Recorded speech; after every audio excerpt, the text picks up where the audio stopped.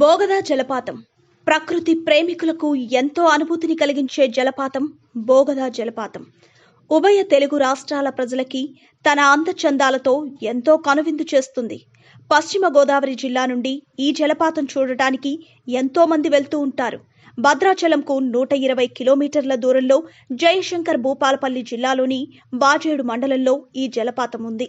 భద్రాచలం నుండి వెంకటాపురం చేరుకుని అక్కడి నుండి ఈ జలపాతం చేరుకోవచ్చు.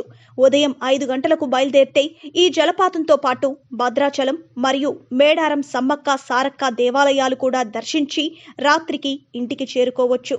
ఒకే రోజులో భద్రాచలం, బోగదా జలపాతం, ఏటూరు నాగారం అటవీ ప్రాంతం, మేడారం సమ్మక్క సారక్క దేవాలయం టూర్ పూర్తి చేసుకోవచ్చు.